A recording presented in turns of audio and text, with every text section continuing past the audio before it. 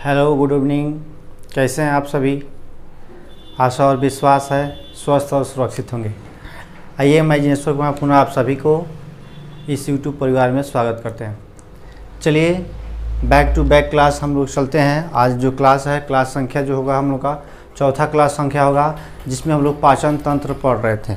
पाचन तंत्र में हम लोग टोटल क्लास 3 क्लास हो चुका है, जिसमें हम लोग दांत के बारे में पढ़ चुके हैं, जीभ के बारे में पढ़ चुके हैं, सैलिवरी ग्लैंड के बारे में पढ़ चुके हैं, ओइसोफेगस के बारे में पढ़ चुके थे। अब हमको अगला टॉपिक पढ़ना है एस्टोमक के बारे में।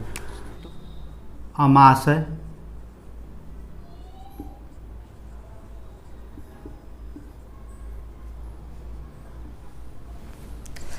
अमाशय जो है एक खोखली संरचना है और बॉडी पार्ट में बाएं तरफ पाया जाता है। कहाँ पाया जाता है? चला तो बाएं तरफ पाया जाता है, ठीक है। और जो अमाशय है क्या है? खोखली संरचना है।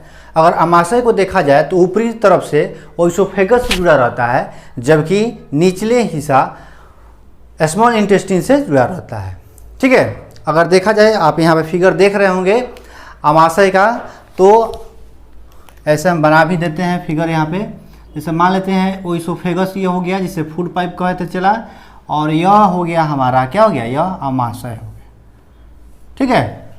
तो यह हो गया क्या? Food pipe. इसी को क्या कहे थे? ओइसोफेगस कहे थे, ओइसोफेगस। और यह हो गया हमारा एस्टोमक। जो एस्टोमक होता है वो खोखली संरचना है और बॉडी के बाएं तरफ पाया जाता है। कहाँ? बाएं तरफ पाया जाता है। अगर देखा जाए एस्टोमक के बारे में आगे बढ़ा जाए तो एस्टोमक को कहा जाता है, इसे 3 वर्ग में, 3 भागों में बांटते हैं। कितना भाग में? 3 भाग में बांटा जाता है। इस भाग को फंडस कहते हैं, इसको कार्डियक कहते हैं, और इसको पाइलोरस कहते हैं। मतलब इस एस्टोमक के बारे में देखा जाए तो यह खोखली संरचना है, खोखली संरचना है, ठीक है। शरीर के बाएं तरफ पाया जाता है, बाएं तरफ पाया जाता है। किसके? शरीर के, ठीक है। इसे 3 वर्ग में बांट देते हैं। 3 मतलब 3 भाग में बांटते हैं। कहा जाता है अग्रभाग, मध्य भाग और पश्च भाग। अग्रभाग जो चला होता है, इस अग्रभाग को कार्डियक कहते हैं। क्या कहते हैं? कार्डियक कहते हैं। कार्डियक जो होता है यह अंदर की ओर धंसा रहता है। किधर धंसा रहता है? अंदर की ओर धंसा रहता है, जिसके कारण ऐसा लगता है यहाँ पे क्या है, अंदर की ओर देख रहे हैं यहाँ पे कि अंदर की ओर धंसा हुआ दिखाई दे रहा है। क्यों धंसा रहता है? क्योंकि यहीं पे हार्ट रहता है, ठीक है ना। हार्ट उपस्थित यहीं पे रहता है, अर्थात इसी कारण इस रीजन को कार्डियक रीजन कहा जाता है, कार्डियक भाग भी कहा जाता है। जो मध्य भाग होता है, यह मध्य भाग फंडस होता है, ठीक है ना। इस फंडस में क्या उपस्थित होता है? तो ईयर उपस्थित होता है। और इसके बाद से होता है पश्च भाग। इस पश्च भाग में, जो पश्च भाग होता है, यही पाइलोरस होता है, ठीक है। क्या है? पाइलोरस है। आगे बढ़े हम लोग पाइलोरस के बारे में।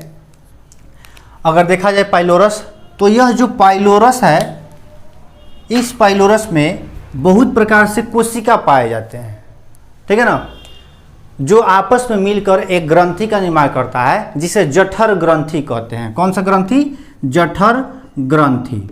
जिसे कौन सा ग्रंथि कहते हैं? तो जठर ग्रंथि कहते हैं। क्वेश्चन पूछेगा कि जठर ग्रंथि कहाँ उपस्थित होता है? तो एस्टोमक में उपस्थित होता है, लेकिन किस हिस्से में? तो पाइलोरस हिस्से में जठर ग्रंथि उपस्थित होता है। अब आते हैं, बहुत इंपॉर्टेंट पॉइंट है यह, डबल स्टार ट्रिपल स्टार मारिए इसको। जठर जो ग्रंथि होता है, इसी से जठर रस का निर्माण होता है। चला, क्या निर्माण होता है? जठर रस का निर्माण होता है। और इस जठर रस में क्या क्या उपस्थित होता है, थोड़ा सा देखेंगे। यहाँ पे एसीएल पाया जाता है, रेनिन पाया जाता है, और पेप्सिन पाया जाता है। क्या क्या मिल गया हमको? एसीएल, रेनिन और पेप्सिन पाया जाता है, ठीक है। अब देखिए यहाँ पे एसीएल का काम क्या है? एसीएल का 2 काम होता है। पहला काम होता है कि यह क्या करता है? बैक्टीरिया को मारने का कार्य करता है, बैक्टीरिया को मारता है। और दूसरा काम क्या है इसका? कि इस पेप्सिन को एक्टिव करता है, एक्टिव करता है। अब जैसे यह पेप्सिन को एक्टिव करता है, यह पेप्सिन क्या करता है, प्रोटीन का डाइजेशन करना चालू करता है। क्या करता है, यह प्रोटीन का डाइजेशन करता है, पाचन करता है। ठीक है, उसी तरह रेनिन भी है, यह दूध का पाचन करता है। ठीक है, ये दोनों क्या है, एंजाइम है, रेनिन और पेप्सिन। पेप्सिन का किया, प्रोटीन का पाचन किया, और रेनिन किया दूध का पाचन करता है। ठीक, अब देखिए इस एस्टोमक जो है, इस एस्टोमक में जो भोजन होता है, यह भोजन लगभग 4 घंटा तक स्टोर रहता है। कितना देर तक, 4 घंटे तक स्टोर रहते हैं। इसी कारण जब हम लोग एक बार भोजन कर लेते हैं, चला पूरा एकदम ठूस ठूस के, पूरा तू जिस तरह से करता है, फ्री का मिल गया तो पूरा ठूस के करेगा, तो अगर एक बार भोजन कर लिया तो लगभग कितने घंटा, 4 घंटा तक तुमको भोजन करने की आवश्यकता नहीं पड़ता है। क्यों, क्योंकि जब भोजन हम लोग करते हैं तो हमारे स्टोमक में 4 घंटा तक भोजन स्टोर रहता है। ठीक है, कोई दिक्कत, कोई दुख दर्द समस्या बोलो। अब देखेंगे जब यह सारा काम यह हो जाता है, प्रोटीन का पाचन हो जाता है, यह HCl, रेनिन, पेप्सिन सब अपना काम कर लेता है, तब यह भोजन जब इधर निकलता है, किधर, पाइलोरस से आगे की ओर बढ़ता है, तो इस रीजन को, जो भोजन का जो टाइप होता है, उसे काइम कहते हैं। क्या कहते हैं, काइम कहते हैं। ये कितना बार क्वेश्चन पूछा गया है। ठीक है, लेकिन ओइसोफेगस में, याद कीजिए आप लोग, ओइसोफेगस में जो भोजन निकल रहा था, उस भोजन को हम लोग क्या कहते चला, तो बोलस कहते। क्या कहते, बोलस कहते। ओइसोफेगस में डाइजेशन किसी का भी डाइजेशन नहीं होता है, मतलब भोजन का डाइजेशन ओइसोफेगस में नहीं होता है, लेकिन कार्बोहाइड्रेट का पाचन कहाँ प्रारंभ होता है, हमारे मुख्य गुहा मतलब बकल कैविटी से प्रारंभ हो जाता है। उसमें कौन सा एंजाइम सहायक होता है, कौन सा एंजाइम, एमाइलेज। कौन सा एंजाइम है, तो एमाइलेज है। उसी तरह यहाँ हमारे स्टोमक में कौन सा एंजाइम कार्य करता है, प्रोटीन के पाचन में, तो पेप्सिन प्रोटीन कार्य करता है प्रोटीन के पाचन में। थोड़ा सा हम लोग देखते हैं प्रोटीन का पाचन किस तरह से होता है। प्रोटीन का पाचन किस तरह से होता है, थोड़ा सा देख लेते हैं। प्रोटीन का जो पाचन है, चला हम लोग पढ़े हैं कि प्रोटीन का निर्माण जो है यह किससे, एमिनो एसिड से होता है। किससे होता है, एमिनो एसिड से होता है। तो जब एमिनो एसिड से निर्माण होता है, तो पाचन जब होगा प्रोटीन का, तो वह एमिनो एसिड में ही टूटता है, लेकिन उसमें कुछ स्टेप होते हैं। क्या होता है, तो यह जो प्रोटीन है, यह प्रोटीन पहले पेप्टोन में टूटता है, पेप्टोन। ठीक है, और तब पुनः एमिनो एसिड में, बहुत इंपॉर्टेंट टॉपिक है यहाँ, बहुत इंपॉर्टेंट टॉपिक है, ध्यान से देखेगा, नहीं ध्यान से देखेगा चला तो जाएगा बोरा में। ठीक है, कहाँ जाएगा, बोरा में जाएगा। चलो, प्रोटीन जो है चला, यहाँ पे एक एंजाइम कार्य करता है जिसे कहते हैं क्या, पेप्सिन। कौन सा एंजाइम, पेप्सिन कार्य करता है। यह पेप्सिन एंजाइम कहाँ से निकलता है, जठर रस में पाया जाता है, जठर ग्रंथि से निकलता है। और यह जठर रस कहाँ पाया जाता है, यह जठर ग्रंथि कहाँ पाया जाता है, तो स्टोमक में।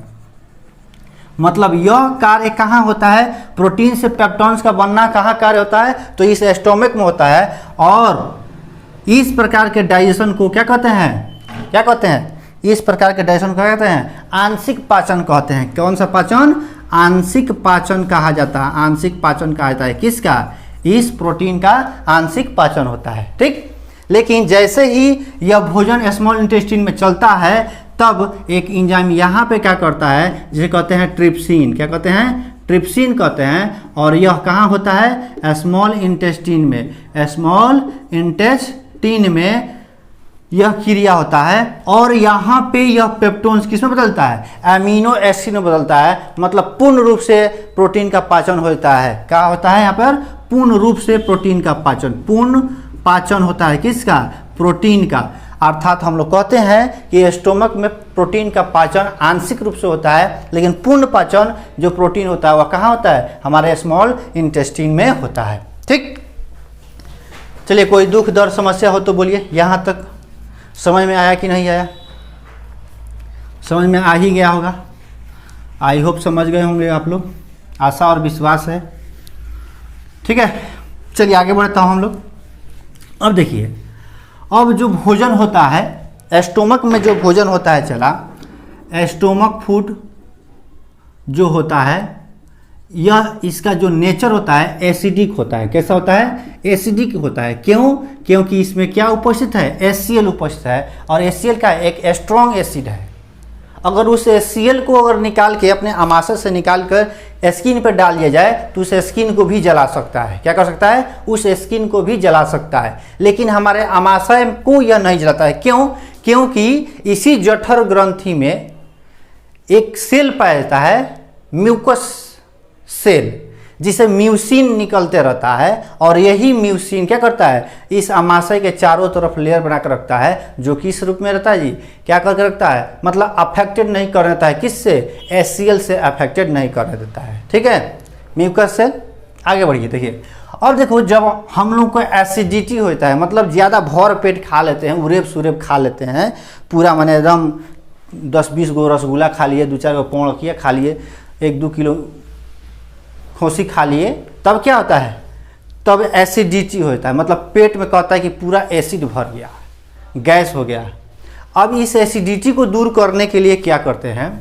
जब एसिडिटी होता है, चला एसिडिटी होता है, तो इसको दूर करने के लिए क्या यूज करते हैं हम लोग? एंटा एसिड का प्रयोग किया जाता है। एंटा एसिड का प्रयोग करते हैं। एंटा एसिड किस रूप में? लिक्विड रूप में ले सकते हैं, या सबसे इजी है इनो। इनो हम लोग पीते हैं। यह इनो क्या है? एंटा एसिड है। एंटा एसिड का मतलब क्या है? कि यह जो एंटा एसिड है, चला, यह बेस है। हम लोग जानते हैं किसी भी समीकरण को न्यूट्रल, उदासीन समीकरण हम लोग पढ़ते हैं कि उदासीन समीकरण क्या है? जब एसिड बेस से अभिक्रिया करता है तो उदासीन होता है। मतलब जब एसिड होगा, अगर उसको बेस डाल देंगे तो क्या कर देगा? वह न्यूट्रल कर देता है। तो एसिडिक हो गया, मतलब एसिड की मात्रा बढ़ गया। जब बढ़ गया तो उसको क्या कर देंगे? बेस डाल दीजिए, क्या हो जाएगा? एसिड को ठंडा कर देगा। बात समझ में आएगी नहीं?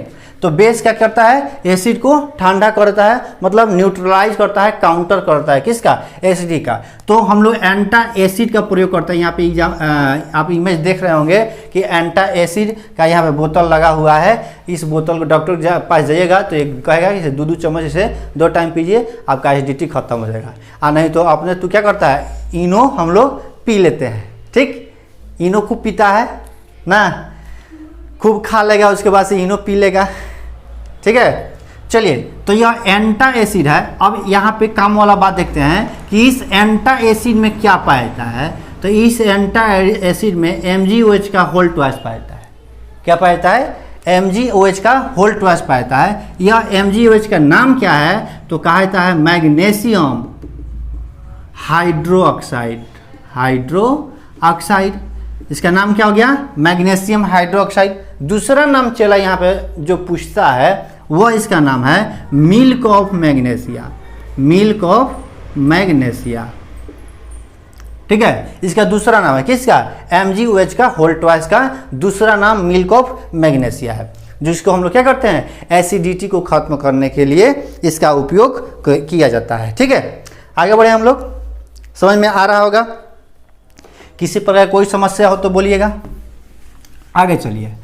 अब देखिए, ये तो एक मान लेते हैं एसिडिटी क्या हो गया? एक बीमारी हो गया। दूसरा अगर बीमारी देखें हम लोग तो अमाशय में एक और बीमारी होता है, अल्सर नाम का बीमारी होता है। क्या होता है? अल्सर। अब यह अल्सर क्या है? थोड़ा सा एकदम आसान है, इसको सोच लेते हैं, समझ लेंगे, एकदम आसान है। अब देखिए, अल्सर का जो इमेज है हम यहाँ बना रहे हैं, एक इमेज वहाँ पर दिखाई दे रहा होगा आप लोग को कि यह होता क्या है। जो एस्टोमक में है, एस्टोमक में यहाँ पे देख रहे होंगे कि बन जा भाई। ठीक है, चलिए, बन गया। इस स्टोमक में घाव बन जाता है। कहीं कहीं क्या होता है? घाव बन जाता है। ये घाव बनता क्यों है? मान लेते हैं, चला तू एकदम पढ़ने में पूरा एकदम क्या है, जी जान लगा दिया है कि इस बार हम लोग क्या करेंगे? जॉब ले ही लेना है। इस बार हम लोग क्या करना है? जॉब ले ही लेना है। ठीक है, तो जॉब लेने के लिए पढ़ना पड़ेगा, मेहनत करना पड़ेगा। ठीक, तो मान लेते हैं तू क्या किया? जॉब लेने के लिए पूरा एकदम एक्टिव हो गया, पढ़ाई चालू कर दिया, पूरा मेहनत करने लगा। खाना पीना तू भूल गया कि किस समय का कब खाना खाया जाता है। जब खाना खाना भूल गया, भोजन करना तू भूल गया, लेकिन हमारे अमाशय में क्या बन रहे हैं? यह HCl और पेप्सिन जो है, यह प्रॉपर क्या हो रहा है, बन रहा है। तो जब भोजन नहीं जाता है चला, तो यही HCl और पेप्सिन क्या करता है, अमाशय के जो स्किन लेयर होता है उसको क्या करता है, थोड़ा सा गलाना चालू करता है। या ऐसे कह सकते हैं कि जो जठर ग्रंथि होते हैं उस ग्रंथि को क्या करता है, यह डिस्टर्ब करता है, जठर ग्रंथि के कोशिका को डिस्टर्ब करता है और वहाँ पे उसको मारना चालू करता है, जिससे घाव बन जाता है।